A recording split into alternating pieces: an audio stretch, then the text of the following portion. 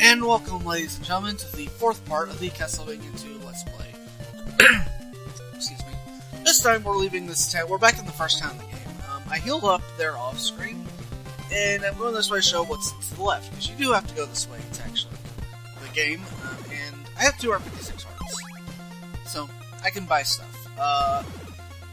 If you get a game over, you lose all your lives. You keep most of your stuff, but you lose all your hearts. I believe you keep your level. Anyway, this swamp will damage you if you touch it, so pull out a laurel and use it like you would in a sub-weapon, and you're invincible for a period of time. And that's basically how you get across the swamps without taking damage. You can get across the swamp without the laurel, but I don't recommend it. It's only really used for speedrunning. Anyway, equip the heart and talk to this guy. If you have the heart, the ferryman will take you to the next mansion, which is where we're heading. If you don't have the heart equipped, you go somewhere else. You go to the next town, so it's not like you get stuck in a dead end, but you do need to go to the mansion eventually anyway, so you do need the heart to really get into the game. Anyway, we're in the third mansion. In the previous part, I called it the third mansion. I was correct. My apologies. So I screwed up on that. This is not a particularly huge mansion in terms of, like, overall space used up. In fact, this part's going to be very short. It's going to be like 8 minutes total. But, we're going to get in, we're going to do our business, we're going to get it out. Like every other mansion in this game, it's pretty much the same thing. You get a stake, you buy the stake, you get to the end, and you get your item, and you leave. Of course, this mansion has a boss fight. So, yay, we actually get to fight a boss for once. So, maybe we can actually spice up the combat a little bit. Because, I've mentioned this before, Castlevania 2's combat is just not interesting. It's not even that slow, because Castlevania has always been a slow franchise. Like, it's never been super high-paced action, you know, kind of like Devil May Cry or something like that. It's not really been Castlevania's but at the same time, there's just not a lot of variety. It's like in the regular Castlevania 1 and Castlevania 3, the levels are built kind of like a puzzle. So it's like using the sub-weapons in the right way to figure out how to progress through the puzzle is part of what makes it fun, and you don't really have that in this game. There aren't really any puzzles in Castlevania 2. It's, you know how to get past a specific trigger, or you don't, and you wander around for a while until you figure out how to do it. Anyway, to the left is a clue. I'm waiting until the end of the mansion to go get that, so... Because I am just showing off where all the clues are, because a lot of people don't know where some of them are, so... Yeah, that's something. I do not like this placement of this enemy here. Like, if you try to just take him out the holy water, you're going to be here for a long time. So in the interest of saving time, I just pulled up the Sacred Flame. It did burn through some hearts, but That's one of the few times I've ever used the Sacred Flame. I just don't find it that useful most of the time. Anyway, we have the next clue, and this is kind of a controversial one. This is a really mangled translation. For whatever reason, in the original Japanese, there's a word called kaze. Kaze means wind in Japanese, and that's what the hint refers to.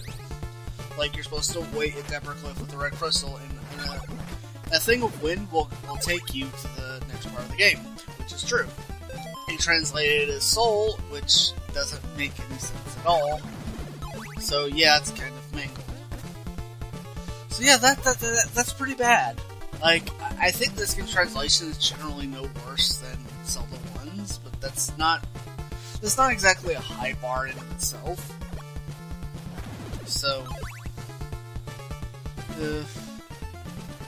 Anyway, past this room, we will fight our first boss of the game. Yay! Only 4 parts in! And we are fighting Death. Kind of a downgrade from the first game. If you have the Sacred Flame, you can easily just take him out real quickly. I'm using the Sacred Flame really just in the interest of time. You can just stun lock him with your whip if you really want to, and he's not hard at all. In fact, you don't even have to fight him if you don't want to. You could legitimately just skip Death and it wouldn't mean that much.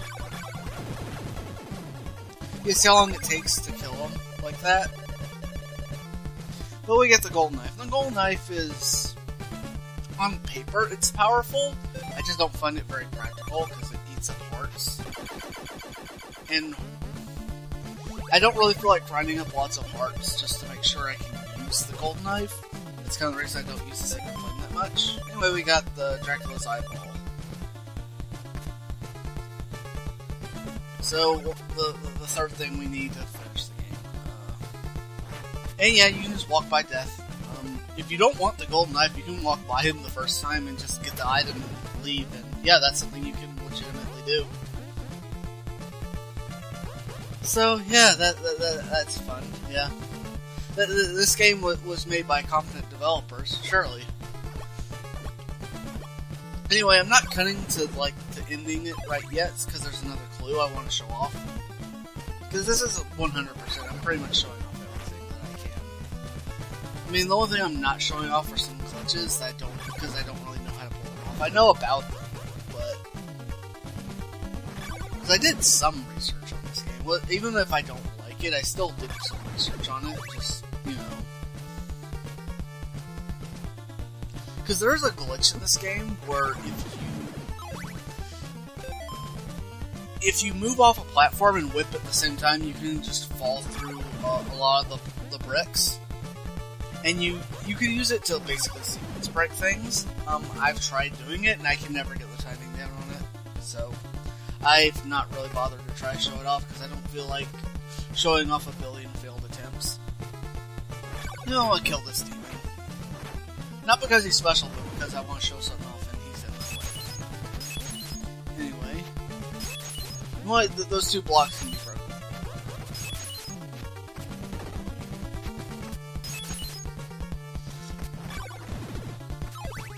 Kill this guy, then finally open this up, and we get this clue. And all this clue really means is that if you get a silk bag, you can hold twice the amount of laurels you normally could. So that's nice. We don't have the silk bag yet, but we will be getting that eventually.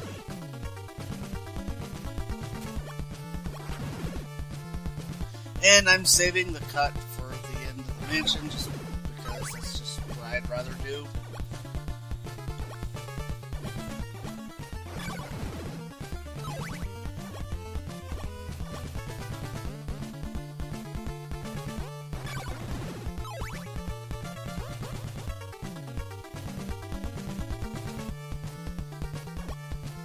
Anyway, we're closing the mansion, so I am Hugo, signing off.